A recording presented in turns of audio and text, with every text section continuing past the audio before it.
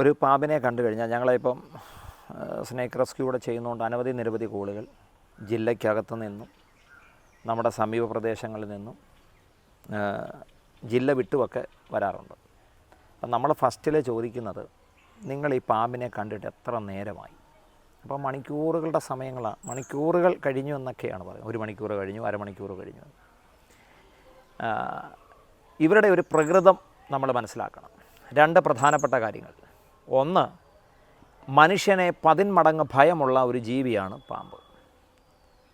അല്ലാതെ മനുഷ്യനെ പേടിയില്ല. പക്ഷേ നമുക്ക് ആ ടെക്നിക്ക് അറിയാൻ വയ്യാത്തത് കൊണ്ടാണ്, അതിൻ്റെ എന്നാ പറയുന്നത്, ആ കാര്യം അറിയാൻ വയ്യാത്തത് കൊണ്ടാണ് നമ്മളെന്ത് ചെയ്യുന്നത്, പാമ്പിനെ കണ്ടേച്ച് ഓടി ഒളിക്കുന്നത്.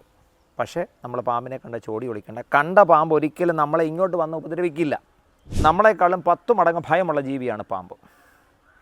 2, നമ്മളെ കാണുമ്പോൾ തന്നെ അതിൻ്റെ ഒരു പ്രകൃതമാണ് പെട്ടെന്ന് ഓടി ഒളിക്കുവാനുള്ളതായ ഒരു പ്രകൃതം.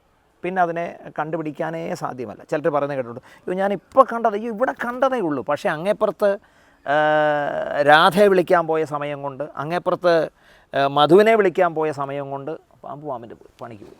കാരണം അത്ര ഭയമാണ് പാമ്പുകൾക്ക്.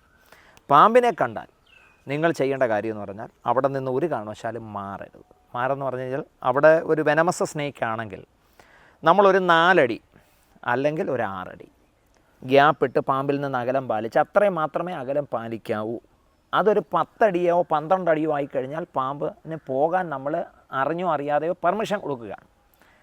അപ്പോൾ അവരെന്ത് ചെയ്യുകയാണ്, ഓടി മറയാൻ വേണ്ടി ശ്രമിക്കും. പിന്നെ അതിനെ കണ്ടുപിടിക്കാൻ സാധ്യമല്ല. അപ്പോൾ പാമ്പിനെ കണ്ടു കഴിഞ്ഞാൽ ഞങ്ങൾ പറയുന്ന കാര്യമാണ്, അതിനെ സ്പോട്ട് ചെയ്യണം. അതിനെ കൃത്യമായിട്ട് സ്പോട്ട് ചെയ്യണം. ഒരു 4 അടി 6 അടി ഗ്യാപ്പിട്ട് നിന്നാൽ പാമ്പ് അവിടെ നിൽക്കും. നമുക്ക് സമയബന്ധിതമായി, വെനമസ് സ്നേക്ക് ആണെന്നുണ്ടെങ്കിൽ തീർച്ചയായിട്ടും സമയബന്ധിതമായിട്ട് നമുക്കതിനെ റെസ്ക്യൂ ചെയ്യാൻ പറ്റും. നിങ്ങളുടെ ഒരു ഫോൺ ഉണ്ടെന്നുണ്ടെങ്കിൽ ഒരു ഫോട്ടോ പോലും എടുത്ത് ഞങ്ങൾക്ക് ഇട്ട് തന്നു കഴിഞ്ഞാൽ, കൃത്യമായിട്ട് അതിൻ്റെ സ്കെയിൽസ് കൃത്യമായിട്ട് കിട്ടിയാൽ, ഇന്ത്യയിലെ എന്ത് പാമ്പ് തന്നെയായിരുന്നാലും ശരി, അത് വെനമസ് ആണോ നോൺ വെനമസ് ആണോ എന്നുള്ള കാര്യം നമുക്ക് കൃത്യമായിട്ട് പറയാൻ കഴിയും. അപ്പോൾ തന്നെ ഇന്ത്യയിൽ ഏകദേശം 130ഓളം പാമ്പുകൾ നമ്മുടെ ഇന്ത്യയിലുണ്ട്. അപകടകാരികളെന്ന് പറയുന്നത്, ചെറുതും വലുതുമായ അപകടമുള്ളതെന്ന് പറയുന്നത് വെറും 30 പാമ്പാണ്. അതിൻ്റെ അകത്തിലും ഏറ്റവും വലിയ മരണകാരണമായി തീരുന്ന പാമ്പുകൾ എന്ന് പറയുന്നത് 4 പാമ്പുകളാണ്.